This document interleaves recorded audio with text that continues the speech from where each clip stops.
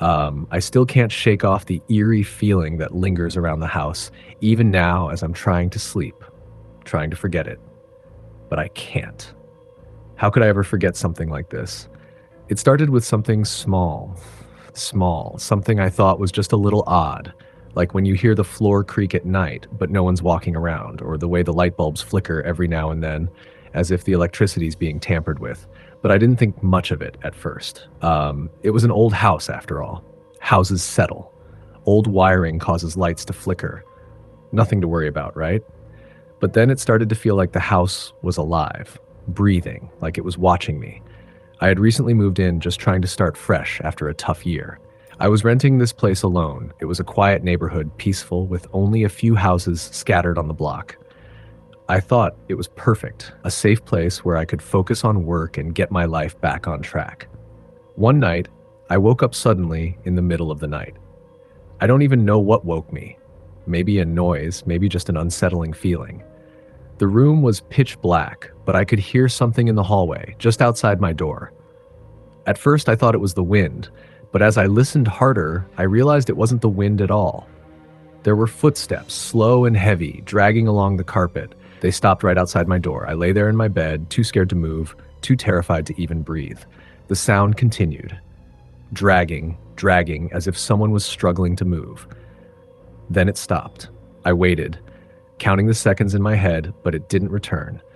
Eventually, I managed to fall back to sleep, but I couldn't shake the feeling that I wasn't alone. The next morning, I tried to brush it off as a bad dream. I told myself it had to be, but there was something in the air that day, something that felt different. As I walked around the house, I noticed small things, like how the furniture seemed to shift slightly, how the pictures on the walls were never quite aligned the way they were when I'd first moved in. It was subtle, but it was there. Later that afternoon, I was sitting in the living room working on my laptop when I heard something. The sound of something scraping across the floor, coming from upstairs. Slowly, I stood up and made my way toward the stairs, my heart pounding in my chest. It sounded like something, or someone, was dragging something heavy. The air was thick with tension, and I could feel my palms start to sweat. I stood frozen, my hand on the railing, not sure if I should go up, not sure if I wanted to know what was making that noise. But I couldn't ignore it. I had to find out. I crept up the stairs as quietly as I could, every step seeming to echo in the silence. When I reached the top, the noise stopped. It was dead quiet. I glanced down the hallway, the darkness swallowing everything beyond the faint light that filtered through the curtains. I walked down the hall toward the master bedroom. The door was slightly ajar, and I could just make out the faint outline of something in the room. I pushed the door open slowly, my heart racing. The room was empty, nothing out of the ordinary. But there, in the middle of the floor, was a large, old-fashioned rocking chair, slowly swaying back and forth. I froze. I hadn't put that chair there. I didn't even own a rocking chair. I don't know how long I stood there staring at it, but the longer I looked, the more it seemed like the chair was moving of its own accord. Slowly, methodically, back and forth, like someone was sitting in it, rocking gently, but there was no one there. I backed out of the room, my mind racing. I was starting to wonder if maybe I wasn't alone in the house after all. Maybe there was someone else here with me. The next few days were a blur.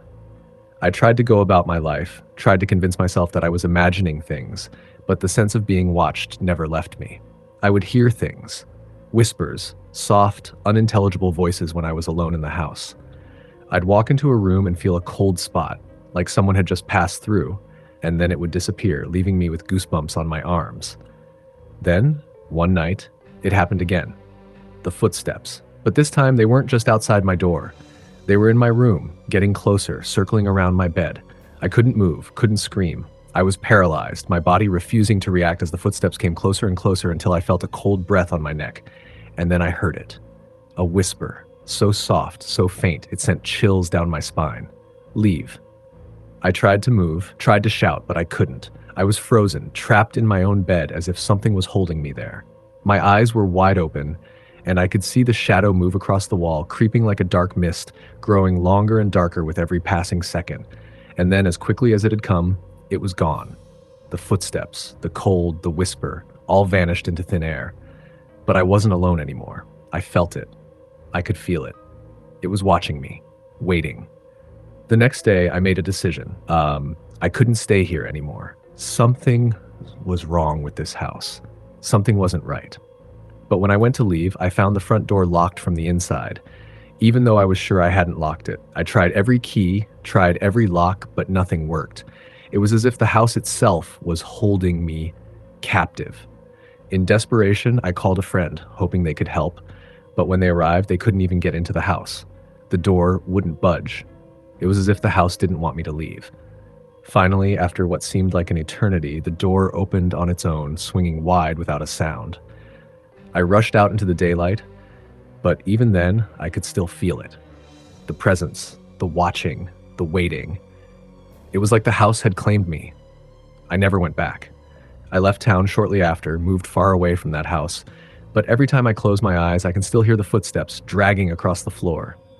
Every time I walk into a room, I feel that cold, that presence lurking just beyond the edge of my vision. And every night when I try to sleep, I hear the whisper again, faint but unmistakable, leave. I don't know what it was, I don't know why it chose me, but I'll never forget the way it felt, the way the house seemed to breathe and pulse with some dark energy. Something was there, something evil, and I have a feeling, wherever I go, it will always be watching. Next story. I never believed in ghosts. I mean, I've heard the stories, sure, but to me, they were just that, stories. Until I moved into that house. It was supposed to be a fresh start. I had just gone through a tough breakup and decided that moving into a new place was exactly what I needed. The house was beautiful, older, with vintage charm and a cozy, welcoming feel. The price was almost too good to be true. But when the real estate agent assured me the place had just been renovated, I didn't question it. I was eager to leave the past behind. I moved in on a crisp autumn afternoon, the leaves swirling outside, and everything seemed perfect. The house was big, but not too big. 3 bedrooms, a spacious living room, and a kitchen that looked like it belonged in a country magazine. I set up everything, unpacked my boxes, and had a simple dinner before settling in for the night. I didn't notice anything strange at first. It was the quiet that caught my attention. The house felt still, almost too still, but I brushed it off as just being in an unfamiliar space. I went to bed, exhausted from the move. That night I woke up to a sound. It was soft at first, like a whisper. At first, I thought it was the wind, but the sound was too rhythmic, almost like footsteps, slow, measured steps moving across the floor of the hallway outside my bedroom door. I held my breath, listening. The steps continued, drawing closer to my door. I wasn't sure if I should get up or not. I tried to tell myself it was nothing, that it was just my imagination running wild. I mean, it was an old house. Old houses creak, right? But the steps didn't stop. They were deliberate, like someone was pacing back and forth outside my door. I finally gathered the courage to open the door, but the hallway was empty. No one was there, just the darkness. My heart pounded in my chest as I stared down the hallway, every instinct telling me to go back to bed, but something felt off. Something felt wrong. I didn't sleep well that night.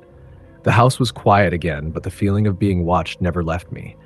The next day, I went about my routine, but I couldn't shake the unease. Something about the house didn't feel right. That night, the footsteps returned. This time, they were louder, more pronounced. I tried to ignore them, to convince myself it was the house settling, but my anxiety got the best of me. I grabbed a flashlight from the drawer and cautiously stepped out of my bedroom. The house was darker than usual, even with the moonlight filtering in through the windows. As I walked down the hallway, the air grew colder. My breath fogged in the beam of the flashlight, and a chill ran down my spine. The steps were getting louder, but they seemed to be moving farther away now, like they were leading me somewhere. I followed the sound, my feet silent on the hardwood floor. The steps led me to the back door, which was slightly ajar. I hadn't left it open. I hadn't even been near the door. But now it was as if something was beckoning me. I hesitated, my pulse racing, but curiosity got the better of me. I stepped outside. The backyard was just as quiet as the house, the only sound being the rustling of the wind through the trees. But then, something caught my eye. The light from my flashlight flickered, and for a moment I could have sworn I saw something move in the shadows. My heart hammered in my chest. I turned around, ready to head back inside, but that's when I saw it. A figure, standing in the far corner of the yard, partially hidden by the trees. It was a woman, her back to me, standing perfectly still, her long hair swaying slightly in the breeze. I called out to her, but there was no response. I stepped closer, my feet heavy in the grass, but the closer I got, the more the air seemed to grow thick with something I couldn't quite place. It was like the temperature had dropped dramatically. The woman didn't move, not even when I called out again. Suddenly, the flashlight flickered one last time and then went out completely. I was plunged into darkness, and I swear I felt the air around me shift, as if the ground itself was breathing. I felt a sudden, overwhelming sense of dread. My breath quickened, and without thinking, I turned and ran back to the house, slamming the back door shut behind me. I leaned against it, gasping for air, my body trembling with fear. The house was silent again, too silent. But as I stood there, panting, I heard something that sent a wave of terror through my entire body. The footsteps. This time they were inside the house. I froze, my blood running cold. The steps weren't in the hallway anymore. They were coming from downstairs, slow and deliberate. I felt rooted to the spot, unable to move. It was like I was paralyzed with fear, my body betraying me. The sound of the footsteps was growing louder, moving across the kitchen, the living room, and then stopping at the foot of the stairs. I couldn't move. I couldn't breathe. I just stood there, listening to the silence, praying that it would stop, that whatever was haunting this house would leave me alone. But then, I heard something else. A whisper, so faint at first, I wasn't sure if it was real, but then it grew louder, clearer. "Help me. Help me." I wanted to scream, but no sound escaped my throat. The whisper grew frantic. "Please, help me." The footsteps began again, this time moving up the stairs, one by one. I felt my legs weaken, my knees buckling beneath me as the sound grew closer and closer. The air was heavy with a presence that I could feel in my very bones. The footsteps reached the top of the stairs. I could hear them stop right outside my door. I backed into the corner of my room, clutching the flashlight in my shaking hands, but I couldn't bring myself to open the door. I didn't want to see what was on the other side. The whisper came again, louder now and closer. "Help me." I had to get out. I had to leave. But I couldn't bring myself to move. The sound of the footsteps continued, circling around the room, as if whatever was in the house was getting closer, getting hungry. Then I heard it, right beside me, soft and chilling like a breath against my ear. "Help me." I screamed, my body shaking uncontrollably, but I still couldn't move. I was trapped in that moment, frozen in place by the presence in the house. The door to my room suddenly creaked open. I didn't know how or why, but it opened just a crack, enough for me to see something standing there. Something that wasn't human. Its form was vague, indistinct, but its presence was undeniable. And it was watching me, waiting for something. I don't know what happened next. All I remember is running, fleeing through the front door and not looking back, not even once. I never went back to that house. I couldn't. The whispers still haunt me in the quiet moments, and every time I pass that street, I feel the cold eyes of whatever lived there, staring at me from the shadows. I didn't believe in ghosts before, but I believe now. And I know one thing for sure, some things are better left undisturbed. Next story. It was one of those nights that felt too quiet, the kind where even the wind seems afraid to make a sound. I had just moved into this old house in a small town on the outskirts of nowhere. The place was cheap, and when I walked in for the first time, something about it seemed off. But at the time, I brushed it off. Who wouldn't want a place of their own, right? I remember unpacking my things that evening, working in the dim light from a single bulb in the kitchen. The air was thick with dust, and the old wooden floors creaked with every step. The house was strange, but it was mine. It wasn't until the sun went down that I started to feel the odd sensations, the unease creeping in. Every time I walked down the hallway, I felt eyes watching me from the dark corners, but I convinced myself it was just the anxiety of being in a new place. That night, I went to bed early, thinking a good rest would help. I had a long day ahead and I just wanted to settle in. As I lay there, the house seemed to groan around me. The wind outside picked up, rattling the old windows, but still, there was a silence to it all, like the house was holding its breath.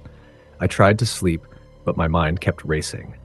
My eyes fluttered shut, but every time I almost drifted off, I felt something cold brush against my skin. I sat up in bed, looking around the dark room. Nothing, but the air felt heavier now, almost suffocating. My heart began to race. I told myself it was just nerves. I tried to lay back down, but the cold feeling wouldn't leave me. Then I heard it, a whisper. At first, I thought it was the wind, but it sounded too clear, too intentional. It came from somewhere deep within the walls, soft and low. I couldn't make out the words, but the tone was unmistakable. I felt my stomach churn, a chill running down my spine. I thought I was imagining it, but the voice came again, louder this time, almost as if it were right behind me. I froze. It wasn't just a whisper anymore. It was a distinct voice, calling my name. Megan. Megan. The hairs on the back of my neck stood up, and my breath caught in my throat. I whipped around, heart pounding, but I was alone. I was sure of it. I told myself I was just tired, that I needed to get some sleep, but the unease wouldn't go away. My hand trembled as I reached for the bedside lamp, flipping it on. The light flickered, casting long shadows across the room. Nothing moved. The air felt stale, thick, almost as if the house was alive and waiting. I kept my eyes on the corners of the room, the shadows, just waiting for something to shift. I eventually managed to fall asleep, but it wasn't peaceful. I had strange dreams where I was walking through the house, but it was different. The walls were darker, and the rooms seemed endless, stretching into hallways that shouldn't have been there. I kept walking, but I couldn't escape. The whispers were louder now, following me from room to room. Megan, Megan. I woke up in a cold sweat, my heart racing. The clock on the wall said it was 2:37 a.m. My breath was shallow, my body stiff. The house was still, too still. I tried to calm myself, telling myself it was just a nightmare. But deep down, I knew something wasn't right. I needed to investigate, needed to find out what was happening. So, in the middle of the night, I dragged myself out of bed. The floorboards creaked under my weight as I stepped into the hallway. It was darker now, even with the lights on. I could feel the house pressing in on me, like it was waiting for something. The whispers returned, faint, just out of reach. I couldn't make them out, but I knew they were there. I went downstairs, my feet heavy against the old wooden steps. The house seemed to grow colder with each step I took, like the temperature was dropping, but the furnace was still on. In the kitchen, the light flickered once more. There was a coldness in the air that didn't feel natural. I walked to the living room, trying to find a source for the strange feeling gnawing at me. That's when I noticed it. A picture frame, half hidden behind a stack of books on the mantel. I hadn't seen it before, but it wasn't the photo itself that caught my attention. It was the date written on the back, 1923. I reached for the frame, a chill running through me as I flipped it over. The photo was of a family, a man, a woman, and 2 children. They were smiling, standing in front of a house that looked strangely familiar. It was the house I was standing in, the same creaky old home I had just moved into. The picture was old, the edges curling, the people dressed in clothes from another time. I stared at it for what felt like an eternity, my mind racing. Suddenly I heard a sound behind me, a low thud. I spun around, heart pounding in my chest, but no one was there. My breath came in shallow bursts and I felt my legs go weak. I had to get out of the house. Something was wrong, deeply wrong. I bolted for the door, but it slammed shut in front of me with a force that rattled the windows. I tried to open it, but it wouldn't budge. Panic set in. The whispers grew louder, more frantic, surrounding me. I could hear them clearer now, each one distinct, each one more urgent than the last. Megan, Megan. I backed away from the door, my hands shaking. Then I saw it. In the corner of the room, standing just beyond the threshold of the kitchen, was a figure. A woman, pale and translucent, her face obscured by shadows. She was watching me, her eyes hollow, her mouth stretched in a silent scream. I screamed. I turned and ran, but no matter how fast I went, the shadows seemed to follow. The house was alive now, alive with whispers, with movement, with things I couldn't explain.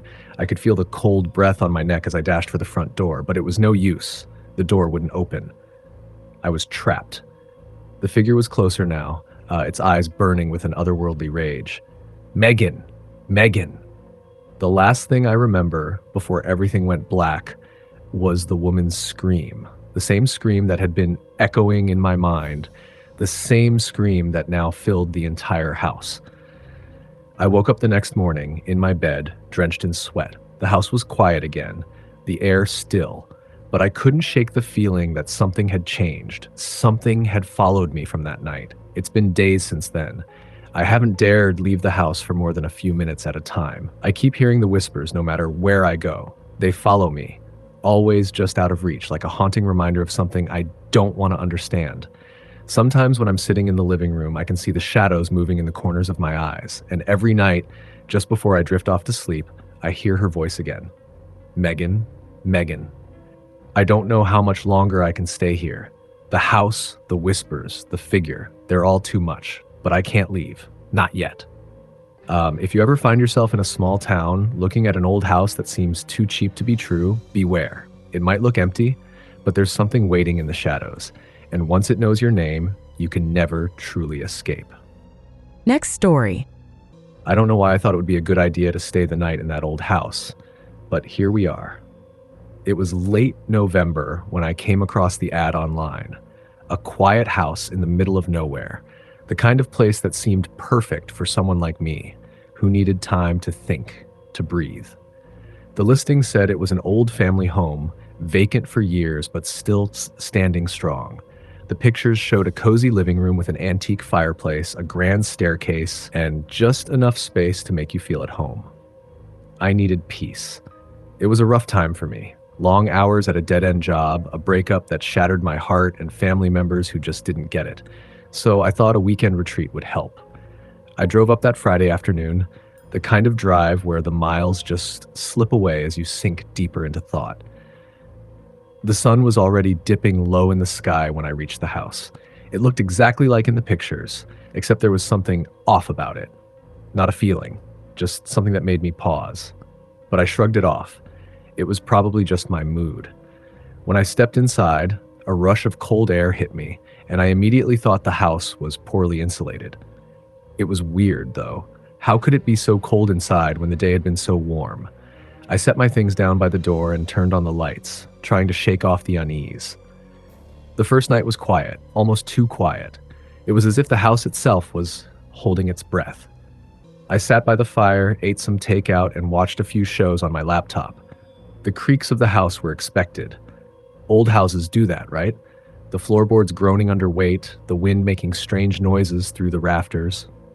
It wasn't until later that night, after I'd gone to bed, that things started to change. I woke up to the sound of footsteps, slow, deliberate footsteps, as if someone was pacing back and forth in the hallway just outside my room. I checked my phone, 2:34 a.m. My heart started pounding in my chest. I listened harder, but the steps stopped. I told myself it was just the house settling, or maybe an animal outside, but deep down, I knew it wasn't. I decided to ignore it. But sleep didn't come easy. Every few minutes, I would hear a thud from upstairs, followed by a soft whispering. My blood ran cold. The whispers were faint, like they were coming from a distance, but they felt too close, too real. I didn't want to get up and check. My body felt like it was glued to the bed. Around 3 a.m., the footsteps returned. Only this time they sounded heavier, more deliberate, like someone was walking with purpose. I could almost hear the soft scrape of shoes against the wooden floor. Then the door to my room, my locked door, creaked open. I couldn't breathe. My heart slammed against my ribcage. I wanted to scream, but my throat was dry, frozen. I didn't dare move a muscle. The door stayed open for what felt like an eternity. Then the footsteps stopped. I strained my ears, waiting, listening for any sound, anything, but there was only silence. I lay there for what felt like hours, staring into the dark, convinced someone or something was watching me. Eventually, exhaustion took over, and I drifted off into a fitful sleep. The next day, I tried to convince myself it was just my imagination. The house was old, sure, but nothing really out of the ordinary had happened. Still, the hairs on the back of my neck stayed prickled, and I found myself jumping at every creak of the floor or gust of wind rattling the windows. But it didn't end there. It got worse. That evening, I decided to go for a walk. The house was surrounded by trees, and the path behind it led down to a creek. I needed to clear my head, but something told me to stay closer to the house. Something wasn't right. As I walked, the wind picked up, swirling the fallen leaves around me. I turned the corner and saw an old barn. It was dilapidated, half collapsed, and the air around it felt wrong. The barn doors creaked as if someone had just opened them, but there was no one there. I couldn't explain it. A strange compulsion made me walk toward the barn, though my gut screamed at me to turn around. I stepped closer, and that's when I saw it. A faint, almost translucent figure standing in the barn's doorway. A man, maybe in his late 30s, dressed in old-fashioned clothes, staring right at me. His face was pale, his expression vacant, but there was something in his eyes, something dark. I froze. I wanted to call out, to ask him who he was, but my voice caught in my throat. Then, just as quickly as he appeared, the figure disappeared, as if swallowed by the shadows of the barn. I couldn't run fast enough back to the house. I locked all the doors and windows, checking them twice. But it wasn't enough. As the night wore on, the same feeling of being watched crept back. The whispers started again, closer this time. They were soft but distinct, like they were just outside my door.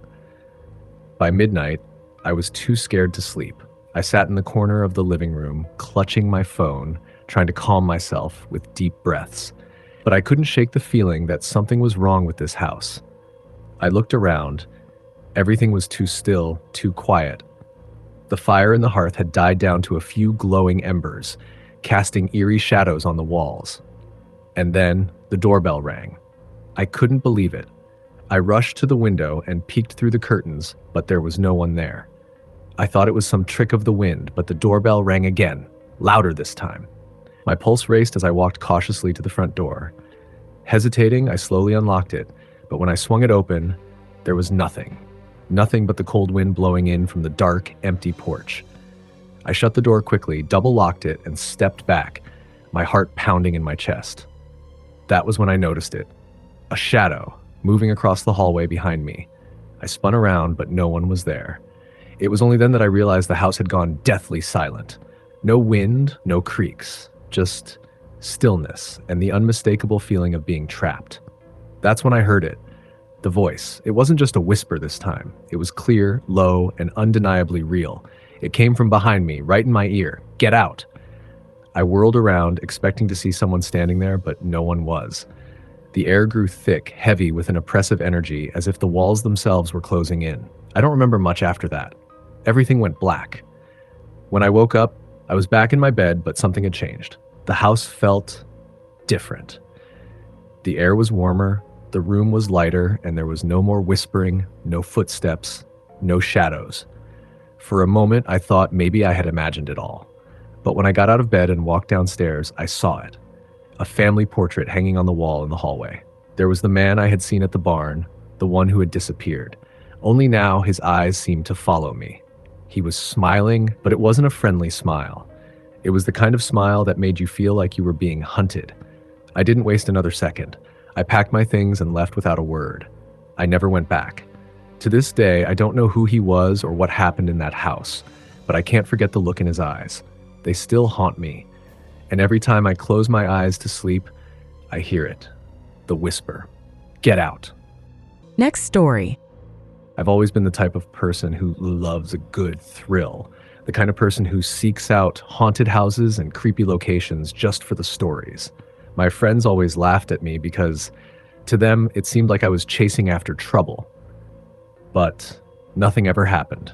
Sure, I'd hear creaks in the floorboards or the wind howling through cracks in the walls, but that was all. Just the normal noises of an old house. But there's one place I can never forget. One place that changed everything. It started when I found the old journal. I'd been poking around in an antique store in a small town during a road trip, and there it was, hidden in a dusty corner on a high shelf. It was a worn leather journal with no title, no name, just a faded lock that had long since broken. The pages were yellowed and brittle, and when I flipped through it, I saw notes in a handwriting I didn't recognize. There were sketches too. Strange, unsettling images that didn't seem to make any sense. I bought it without thinking twice. It wasn't until later, back at my rented cabin, that I started to actually read it. The journal belonged to a man named Thomas, who had once lived in the town over a century ago. As I read, I learned that Thomas had been obsessed with a house, the very house I'd noticed when I first arrived. It was an old, crumbling mansion at the edge of town. The locals rarely spoke about it, and when they did, it was in hushed tones. I had seen it on my way in, towering over the trees with broken windows and a sagging roof, but I hadn't thought much of it. But according to Thomas's journal, the house was alive, not in the usual sense. He believed it had a consciousness of its own, a presence that could influence the people who stepped inside. He claimed that the house called to him, and it was his only obsession until his dying day. At first, I thought it was just a fanciful account, some wild fantasy written by someone who had too much time on their hands. But then I came across the last entry, written just days before his death. His handwriting was shaking, desperate. I tried to leave, but it's too late. It has me now. I can hear it, calling me in the night. It wants me to come back, and if I don't, it will take everything I love. I have to go. I have to. I'm already lost. I felt a chill when I finished reading. Something about the last words struck me like they were meant for me. A warning. The next morning, I couldn't get the mansion out of my head. My curiosity got the best of me, and I decided to see it for myself. I took my camera, thinking I'd get some good photos for my blog, and drove out to the mansion in the early afternoon. The place was as eerie as I had remembered, standing dark and silent in the overgrown field. I parked my car and stood there for a moment, staring at the mansion. It seemed to loom larger now, like it was watching me, waiting for me to come closer. Despite my better judgment, I walked up the steps and pushed open the creaky door. The air inside was thick with dust and decay. The floorboards groaned under my feet as I stepped into the grand entryway. I took a deep breath, trying to suppress the unease crawling up my spine. The house felt empty, but not in a peaceful way, in a way that made every shadow seem like it was hiding something. I wandered through the room, snapping pictures here and there, but the longer I was inside, the more the house seemed to whisper. At first it was faint, like the wind, but it grew louder. And then I heard it, clear as day, a voice, low and guttural, coming from the next room. Leave now. I froze. My blood ran cold. There was no one else in the house. No one could have been there. But the voice wasn't in my head. It was real. I swallowed hard, heart pounding, and took a few hesitant steps forward. The voice came again, closer this time. Leave, before it's too late. I wanted to turn and run, but something kept me rooted in place. I had to see who or what was speaking. I followed the voice, my feet moving against my will, as though the house itself were pulling me deeper inside. I passed through a long corridor, the walls covered in peeling wallpaper, the floor scattered with broken glass. The voice led me to a room at the back of the house. I stood at the doorway, hesitant before stepping inside. What I saw made my blood run even colder. In the center of the room was an old wooden rocking chair. It creaked slowly back and forth, though no one was sitting in it. There was a dark stain on the floor beneath it, as if something had been spilled, or something worse. And then I saw it. A figure standing in the far corner of the room, barely visible in the shadow. It was a woman, her face obscured by long, tangled hair, her body shrouded in a torn, tattered dress. She was staring at me, her eyes wide and empty, as though she was waiting for me to approach. I tried to speak, but my throat felt tight, my voice caught in my chest. I could feel the weight of her gaze bearing down on me. The air in the room grew thick, the temperature dropping. I could see my breath now, clouding in front of me. I stepped back, my heart racing, but the figure didn't move. She just stood there watching. And then I heard it again, the voice. But this time, it wasn't a warning. Come closer. Come to me. You're not leaving. I turned to run, but the door slammed shut with a deafening bang, trapping me in the room. Panic surged through me, and I pounded against the door, screaming for help. But the house, it wouldn't let me go. The whispers became frantic, louder now, like 1,000 voices crying out all at once. I felt a cold hand on my shoulder. I whipped around, my breath catching in my throat. The woman was there, right in front of me, so close I could feel the chill emanating from her. Her hair hung over her face, and for the first time I saw her eyes. They weren't eyes at all. They were dark, empty voids, like nothingness staring back at me. You belong to me now. I screamed, but no sound came out. The woman's hand wrapped around my wrist, her grip impossibly tight, and I felt myself being dragged into the darkness. The next thing I knew, I woke up outside the mansion, lying in the dirt. My camera was gone, and my clothes were torn. I had no idea how I had gotten out of the house. I felt disoriented, as though I had lost time. I didn't dare go back to that house, and I haven't been able to shake the feeling that something is following me. Sometimes when I look in a mirror, I swear I see her standing behind me, just out of the corner of my eye. I don't know if it was the house that took me or if it was something else, but I do know one thing. Some places are better left unexplored. Some things should never be touched. Next story. It was a quiet Sunday evening when it all began. The kind of night where the world feels peaceful, like everything is right where it should be. I was sitting on my porch, sipping coffee and watching the sun dip below the horizon, casting a warm orange glow over the neighborhood. The soft hum of crickets filled the air, and the breeze was cool on my skin. It was a moment of calm, one I wished could last forever. But then, something changed. I heard a sound, faint at first, coming from the woods that bordered my property. It was a rustling noise, like branches moving, but it didn't sound like a typical animal. It was too deliberate, too steady. I looked toward the trees, narrowing my eyes. Nothing. I told myself it was just the wind, or maybe a deer. But then the sound grew louder, closer, like something or someone was walking in the woods. I stood up from the porch swing, my heart rate quickening. It wasn't the first time I'd heard noises in the woods. Living on the edge of town, surrounded by forest, you get used to strange sounds. But there was something about this that felt off. Something that made the hair on the back of my neck stand up. I grabbed a flashlight from the porch and decided to check it out. I wasn't sure what I was expecting, but I needed to know. I walked toward the woods, my feet crunching on the gravel path. The rustling continued, growing louder, and now I could hear something else. Footsteps. Slow, deliberate, as if they were following me. I stopped and turned around, the beam of my flashlight sweeping across the empty yard. But I saw nothing. My breath caught in my throat, a chill running down my spine. Then, from the corner of my eye, I saw it. A figure standing at the edge of the tree line, just beyond the reach of the flashlight's beam. It was tall, impossibly tall, and it seemed to be just watching me. I couldn't make out any details, no facial features, just a silhouette that didn't belong. I called out, my voice shaking. "Who's there?" No response. Just the stillness of the night. The figure didn't move, didn't make a sound, but I could feel it. I could feel its eyes on me, even though I couldn't see its face. I took a step back, my heart pounding in my chest. This wasn't normal. It wasn't some animal or passerby. There was something wrong here. Without thinking, I turned and ran back toward the house.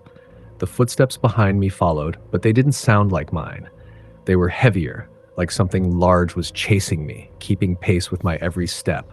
My breath was ragged as I burst through the front door, slamming it shut behind me. I leaned against the door, trying to catch my breath. My pulse was racing and my mind was spinning. What had I seen? What was out there? I turned toward the windows, half expecting to see the figure standing in my yard, but there was nothing, just the empty darkness. I tried to calm myself, telling myself it was just my imagination. I'd probably spooked myself with the rustling in the woods. But then I heard it again, a soft tapping coming from the window. I slowly turned toward the sound, my heart thudding in my chest. The tapping was quiet at first, almost like a breeze against the glass, but then it grew louder, more insistent. I slowly walked toward the window, my hand trembling as I reached for the curtains. I pulled them back, expecting to see a tree branch or something else harmless brushing against the glass. But instead, there was the figure, the same tall, dark shape from the woods, standing just outside the window. It wasn't moving, just standing there, staring at me. I backed away from the window, my mind racing. How had it gotten so close without me hearing anything? It hadn't made a sound as it moved. I didn't know what to do. Should I call someone? Should I get in the car and leave? But then, as if reading my thoughts, the figure moved. Slowly, deliberately, it raised its hand and tapped on the glass again, this time harder, louder. Its fingers were long and thin, pale against the darkness of the night. I stumbled backward, my hand fumbling for the phone. I had to call the police, or at least someone. But when I looked down at my phone, I realized it wasn't working. The screen was blank, unresponsive. The tapping continued, the sound echoing in my head, growing louder, closer. I could feel my sanity slipping, the room closing in around me. I looked back toward the window, but the figure was gone. There was no one there, just the dark, empty yard. But then I heard something else, a voice. It wasn't coming from outside. It was coming from inside the house, just behind me. Let me in. I spun around, my heart leaping into my throat. Standing in the doorway to the living room was another figure. This one was different. It was shorter, hunched, its body twisted in unnatural ways. Its face was obscured by shadows, but I could feel its eyes on me, even though I couldn't see them. It was smiling. Or maybe it was just grinning. The smile stretched too wide, too unnaturally wide. I wanted to scream, to run, but my body wouldn't move. The air felt thick, like I was trapped in a nightmare, unable to escape. The figure took a step toward me, its movements jerky, like it was moving in fits and starts. "Let me in," it repeated, its voice a low, raspy whisper. I forced myself to turn away and run, but as I did, I saw something that made me stop dead in my tracks. The figure from the window was standing in the hallway, blocking my only way out. It was smiling too, its grin stretching impossibly wide, its long, thin fingers curled like claws. I didn't know how, but somehow I found myself backed into a corner of the room. I could feel the walls closing in, my breath quick and shallow. My thoughts were a jumbled mess, but one thought kept pushing its way to the forefront of my mind. I wasn't alone. They were in the house. They were everywhere. And that's when I realized what they were. They were the shadows, the dark things that no one talks about, the things that hide just beyond the light. They were the things that live in the corners of your vision, the things that only come out when you're alone, when you're vulnerable. And now they were here, with me. I don't know how long I stayed there, trembling in the corner. Time seemed to stretch and bend, like the world was slowing down. Eventually, the figures faded into the shadows, disappearing as quickly as they had come. But I couldn't forget them. I couldn't forget the way they moved, the way they looked, the way they seemed to feed on fear. I never went back to that house. I left everything behind, the house, the town, the life I had built. But sometimes when the night is too quiet and the shadows seem a little too long, I can still hear that voice in my head, whispering, "Let me in." And I wonder, wherever I go, if they're still out there, waiting. Next story. It was the middle of winter when I moved into the old farmhouse, tucked away on the outskirts of town.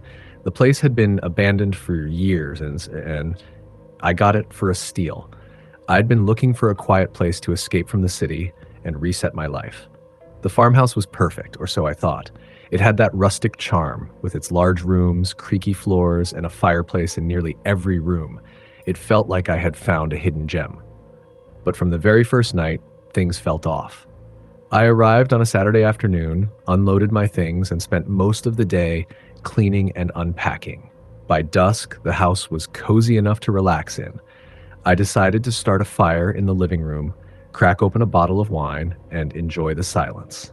The house was located far enough from any neighbors that all I could hear was the wind howling outside and the occasional creak of the old wood settling. It was peaceful in a way that felt comforting and isolating at the same time. As the night wore on, I felt a strange chill in the air, despite the fire. The temperature inside the house seemed to drop unnaturally, and I found myself pulling on a sweater to keep warm. I chalked it up to the age of the house. Maybe the heating system was outdated, or the wind was making its way through the cracks in the walls. But then I started hearing noises. At first, it was subtle, faint scratching sounds from somewhere in the walls. I dismissed it as the house expanding and contracting with the cold. But as the evening went on, the sounds grew louder, more distinct. It sounded like someone was moving around inside the walls, maybe even walking through them. I froze, holding my breath, straining to listen. But when I stood up and moved closer to the wall, everything stopped. Silence. I shrugged it off, telling myself it was just the house settling, or maybe animals in the walls. But as I sat back down, I heard it again. This time, it wasn't just scratching. It was a voice, a whisper. "Help me." I jumped, nearly knocking over my wine glass. My heart pounded in my chest, and I rushed to check the windows, the doors, anything to explain the sound. But the house was empty and the wind had died down outside.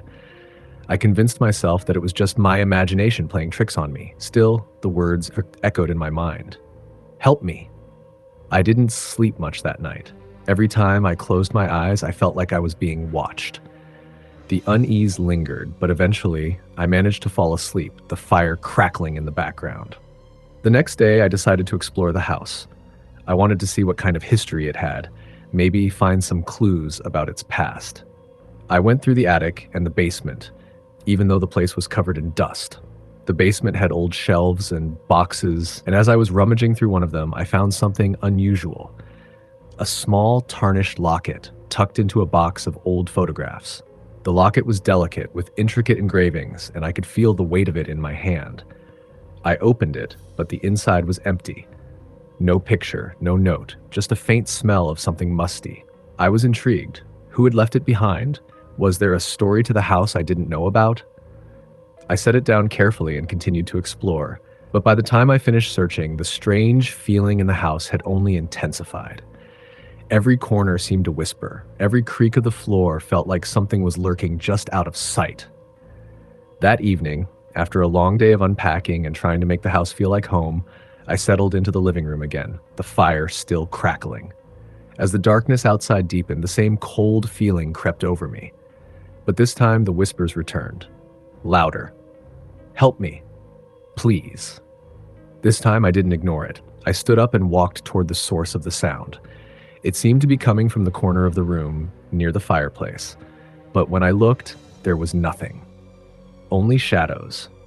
I felt a chill crawl up my spine as I turned to the fireplace, where the shadows seemed to grow thicker. Without thinking, I grabbed the locket from my pocket and opened it again. For the first time, the locket felt warm to the touch, almost like it had absorbed the heat from the fire. And when I looked inside, there was a picture, faded and blurred but unmistakable. It was a photograph of a woman, her face half turned as if she were looking away from the camera. She had dark eyes, a sad expression, and long black hair that framed her face. But it wasn't just the photo that shocked me. The woman in the picture was standing in front of the farmhouse, the exact spot where I was sitting.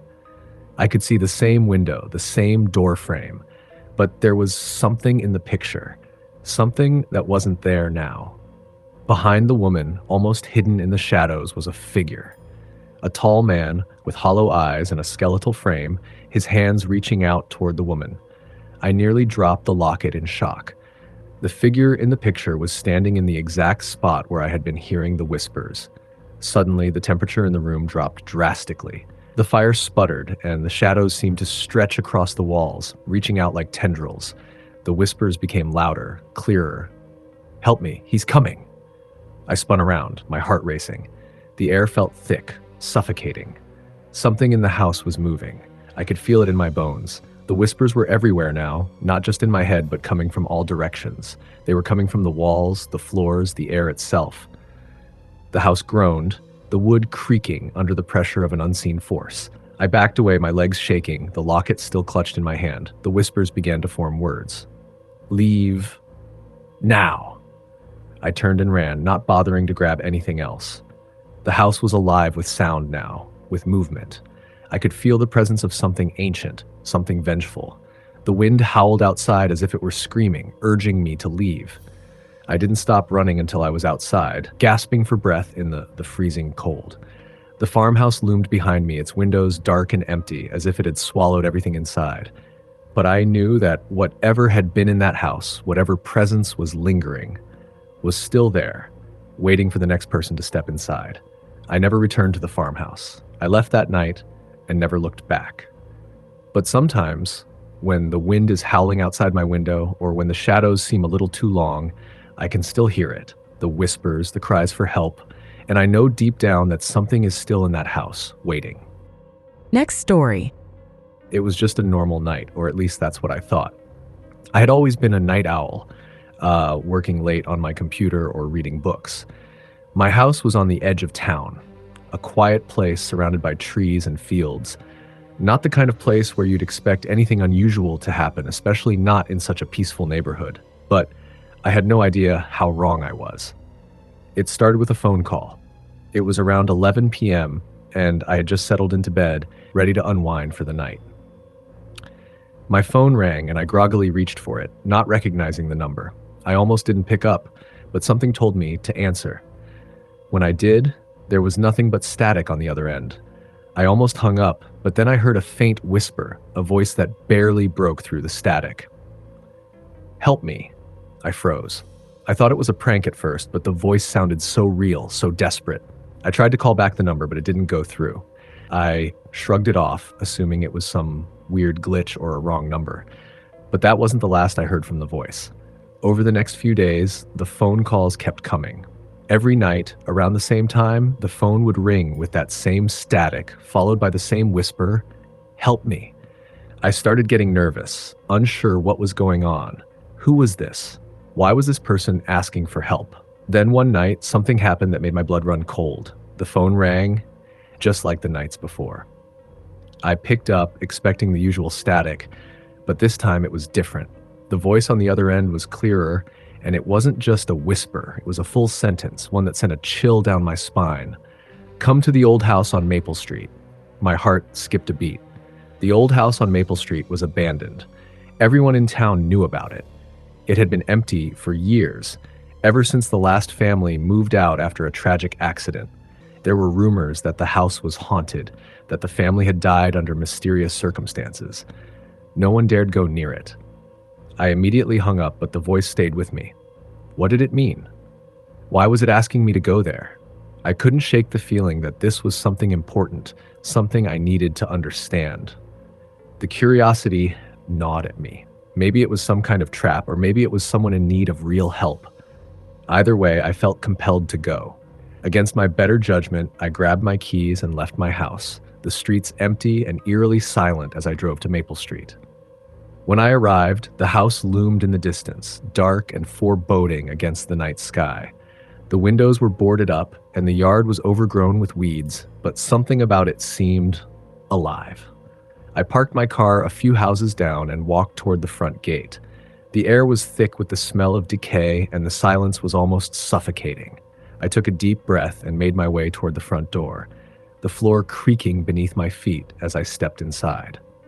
The house was exactly as I remembered it from the stories I'd heard, a place frozen in time, stuck in a state of decay. The air was thick with dust and everything was covered in a layer of grime. But as I stepped further in, I felt something shift. The temperature dropped and I could see my breath in front of me. I called out, my voice echoing through the empty house, but there was no response. Then I heard it, a soft scraping sound coming from upstairs. Slowly, cautiously, I made my way up the stairs, each step creaking under my weight. The scraping sound grew louder with every step, as if something or someone was moving around in the attic. I reached the top of the stairs and turned toward the attic door. The door was slightly ajar, and I could just make out a shadow moving behind it. My heart raced, but I couldn't turn back now. I pushed the door open, and what I saw made my stomach drop. The attic was small and cramped, filled with old furniture and boxes covered in sheets. But there, in the center of the room, stood a figure. It was a woman, her back to me, her hair long and tangled. She was rocking back and forth, her hands moving slowly, methodically, as if she were lost in some kind of trance. I called out to her, but she didn't respond. I took a step forward, my foot catching on a loose floorboard, and the woman's head snapped around to face me. Her eyes were wide, unblinking, and her skin was pale, almost translucent. Her mouth was open in a silent scream, but no sound came out. My heart pounded in my chest as I took a step back, suddenly realizing how wrong everything felt. "Help me," the voice echoed around the room, but this time I knew it wasn't coming from the woman. It was coming from behind me. I spun around, and there, standing in the doorway, was another figure, a man, his face twisted in agony, his arms outstretched as if begging for help. I couldn't move. I was frozen in place, my mind racing, trying to make sense of what was happening. The house seemed to close in around me, the air growing heavier with every passing second. The woman in the attic slowly started to rise to her feet, her movements jerky and unnatural, as if she were being controlled by something else. The man in the doorway took a step forward, and I could feel a coldness spreading through the room, like the very essence of the house was seeping into my bones. "Help us." The whisper echoed again, louder this time, almost deafening. I couldn't breathe, couldn't think. I felt a surge of fear that paralyzed me, and before I knew it, I turned and ran. I didn't even look back as I fled down the stairs and out of the house, the sound of footsteps behind me growing louder with every step. When I reached my car, I didn't stop to think. I threw open the door, slammed it shut, and sped away as fast as I could. But even as I drove away, I could feel the eyes of the house on me, watching from the shadows. The phone calls didn't stop. Every night, the same static, the same whisper, the same plea, help me. But I knew now. It wasn't a call for help. It was a warning. Something dark had lived in that house for years, and it wasn't going to let me go. It wanted something from me, something I couldn't understand. And every time the phone rang now, I hear the voice clearer than ever before, not pleading anymore, but demanding, come back. I don't know what will happen next, but I can feel the pull, the darkness reaching out for me, drawing me back to that house. And I can't stop it. Next story. It had been a long week, and I was looking forward to some much-needed peace and quiet. A weekend getaway to a small cabin in the woods seemed like the perfect idea. My friends and I had rented it for the weekend, far from the noise and bustle of the city, surrounded by nothing but trees and nature. It was a rustic, cozy place with an old stone fireplace and a porch that overlooked a quiet lake. The moment we arrived, I could feel the weight of the week lifting from my shoulders. The first night, we settled in, unpacked, and spent the evening by the fire, telling stories and laughing. The night was crisp, and the air smelled fresh, unlike the city. The cabin was perfect. It felt like a dream. After a few drinks, we all went to bed, each of us claiming our own room in the old house. My room was on the second floor at the end of a long, creaky hallway. The bed was soft, and I felt myself drifting off quickly, the faint sounds of the wind howling outside lulling me to sleep. But then, something woke me. It was the sound of footsteps. At first, I thought it was just the house settling, or maybe my friends moving around. But then the footsteps grew louder, closer. They were coming from the hallway outside my door. I sat up in bed, confused. Who could be walking around at this hour? Everyone had gone to sleep hours ago. I waited, straining my ears to hear better. The footsteps continued, slow and deliberate, as if someone were pacing back and forth just outside my door. I held my breath. Could it be an animal? A raccoon? No, the sound was too rhythmic, too human. I tried to ignore it, convinced it was my mind playing tricks on me. But the footsteps continued for what felt like hours. Eventually, I couldn't stand it anymore. I grabbed my flashlight, swung open the door, and peered into the dark hallway. Nothing. I checked the other rooms. My friends were all asleep, tucked in their beds, oblivious to what I had just heard. The house was empty. I shook my head, convinced it was my imagination. Maybe the wind had created the noise, or the house's old bones were groaning. I returned to my room, but sleep wouldn't come. I kept hearing it in my mind, the slow, methodical pacing in the hallway. I felt uneasy, like something was wrong, but I couldn't put my finger on it. The next morning, I told my friends about it, half expecting them to laugh it off, but none of them had heard anything the night before. Still, they humored me, and we spent the day hiking and enjoying the outdoors. By the time night fell again, I thought I had forgotten about the footsteps. But as the fire crackled and the shadows grew long, the uneasy feeling returned. That night, as we were winding down and getting ready for bed, I heard the footsteps again. Slow, steady, closer.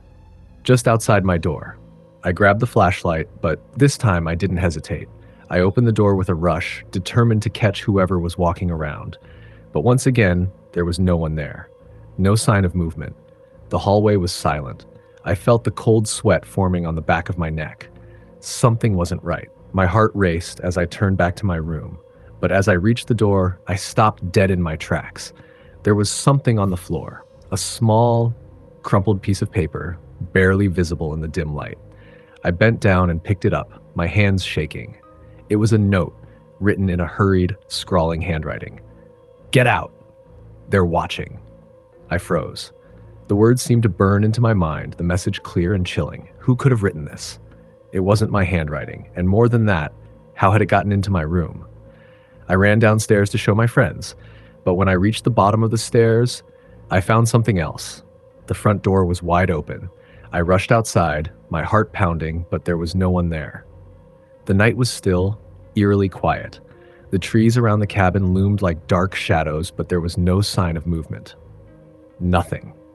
I went back inside, trying to explain everything to my friends, but no one believed me. They thought I was just spooked from being out in the woods at night. So I reluctantly went back to my room, locking the door behind me, trying to convince myself that nothing was really wrong. That night, I barely slept. The footsteps returned again, but this time they were different. They were closer, more distinct, as though someone was right outside my room, just waiting. I could hear a low murmur now, like voices, but I couldn't make out the words. It was as if someone was talking just beyond the door, their breath slow and heavy. I reached for my phone to call one of my friends, but as soon as I did, the light from the screen flickered. And then the power went out, plunging me into total darkness. I fumbled around in the dark, my heartbeat racing. I tried to turn on the flashlight, but the batteries were dead. The voices outside my door grew louder, more frantic, and I could hear the scraping of nails against wood. I felt my way to the window and pulled back the curtains, half expecting to see something outside, something watching me. But there was nothing. Just the dark expanse of trees. I turned back to my door, still hearing the footsteps, still feeling the eyes on me. It felt like something was just waiting to pounce. Suddenly, the door handle rattled. My blood ran cold as I backed away, my breath caught in my throat. The door creaked open, inch by inch, despite the fact that I was sure I had locked it. The air in the room grew colder, and I could see my breath fogging in front of me. Then I heard it. A whisper, soft and menacing. "Come outside. Come find us." I bolted for the door, ignoring the strange voice that seemed to pull at my very soul. I ran down the hallway, yelling for my friends, but the house felt empty, oppressive. There was no sign of anyone else. I didn't stop until I was outside, the night air hitting me like a wave. I turned back toward the cabin, heart pounding, the footsteps still echoing in my mind. That was the last time I ever stayed in that cabin. The next morning, we packed up and left without another word. The house was quiet, abandoned, but the memory of what I had heard, what I had felt, stayed with me. And every now and then, when I close my eyes at night, I hear the footsteps again, slow and steady, getting closer, just outside my door. Next story. I moved to this small town a few months ago. It wasn't my first choice, but life had a way of pushing me in directions I didn't want to go. After my divorce, I needed a fresh start, somewhere quiet, far away from everything I knew. The house I rented was cheap, nestled at the edge of town, an old farmhouse that had been sitting there for decades. The land was overgrown, the house weathered and worn, but I didn't mind. I found comfort in the solitude away from the noise of city life. The first few days were peaceful. The neighbors were kind enough, though a little distant. I tried to keep to myself, not wanting to intrude on their lives. The house had a peculiar charm about it, but there was something else, too. Something unsettling, like an energy in the air that I couldn't quite place. It started small, just odd sounds, things that didn't make sense. The creak of floorboards in the middle of the night, a tap on the window when there was no wind. At first, I assumed it was the house settling, the house that was clearly much older than I was. But then things started to escalate. It was a Friday night when it first happened. I was in bed, drifting off to sleep when I heard it. Soft, barely audible at first, like a faint whisper. I sat up, straining to listen. It wasn't coming from the walls or the pipes. It was coming from somewhere in the room. My heart rate picked up. I couldn't move. The whispering grew louder, more distinct. It wasn't words at first, just a soft murmur, but it grew clearer. "I'm here," it said. I froze, eyes wide in the darkness. I was alone. There was no one there, yet the voice was so real, so close, like someone was standing right next to me. I wanted to scream, but I couldn't find my voice. The whisper came again, this time a little louder. "I'm here." It was then that I noticed the shadow by the door. It wasn't just a shadow, though it was a figure.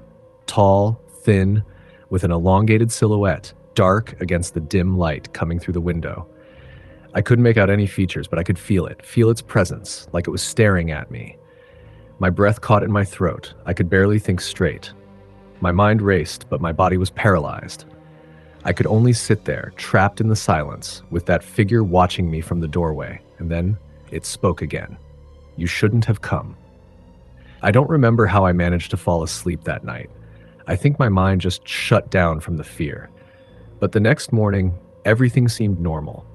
The sun was shining, the birds were singing.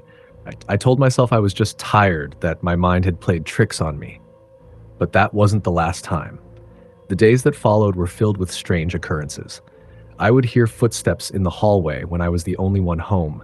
Doors would creak open on their own, and things, small things, would move ever so slightly. A chair would shift, a cup would roll off the counter. It became impossible to ignore. One evening, I decided to confront it. I wasn't going to let whatever it was drive me out. I waited until nightfall, when the house was quiet, and then I stood in the center of the living room. "Show yourself," I said, my voice trembling. "I'm not afraid of you." There was no response, just silence. For a moment, I thought I was being foolish. Maybe I had imagined it all. But then the temperature in the room dropped. I could see my breath forming a mist in front of me. The air felt heavy, suffocating. And then it happened. The figure appeared again, just like before, tall and thin, standing in the doorway. But this time, it was closer. Much closer. My heart hammered in my chest as I tried to move, but my body refused to respond. I couldn't look away. It was as though it had a grip on me, holding me in place with its mere presence. "You shouldn't have come," it said again, the voice now clearer, more distinct. It was male, but gravely, like it hadn't been used in years. I opened my mouth to speak, but nothing came out. I wanted to run, but my legs wouldn't move. I was trapped. It stepped forward, slowly, deliberately, until it was right in front of me. I could feel it now, cold, unnatural, like it wasn't even human. Its form was an emptiness, a black void with no features, just a gaping void where a face should be. The cold it radiated seeped into my skin like it was draining all warmth from my body. Then, in a voice that seemed to come from everywhere at once, it whispered, "Leave, before it's too late." I don't know how long I stood there, paralyzed with fear. All I remember is that suddenly, the figure disappeared, vanished like smoke in the wind. The room returned to normal, the temperature rising again, the silence pressing down on me like a weight. I collapsed to my knees, gasping for breath, my heart racing. That night, I packed a bag. I couldn't stay there anymore. I didn't know what it was or why it was tormenting me, but I couldn't handle it. I grabbed my keys, got in my car, and drove out of the driveway without looking back. I found another place to stay, not far from town. It wasn't perfect, but it felt safe. But I couldn't shake the feeling that something had followed me, something that wasn't finished with me yet. Every night, when the wind howled outside, I could hear that voice in my head, "You shouldn't have come." I tried to forget about it, to move on with my life. But I couldn't. I started researching the house, the one I had rented. I dug through old records, local stories, anything I could find, and that's when I discovered it. The house had been abandoned for years before I moved in. The last family who lived there had disappeared without a trace. No one knew what happened to them. There were rumors, of course. Some said the house was cursed. Others said it was haunted by the spirit of the previous owner, a man who had died in a violent, unexplained way. But the one thing everyone agreed on was that the house didn't want anyone there. I don't know if it was coincidence or if that thing had somehow found me, but I do know this: I will never go back there. And I will never forget that voice. You shouldn't have come.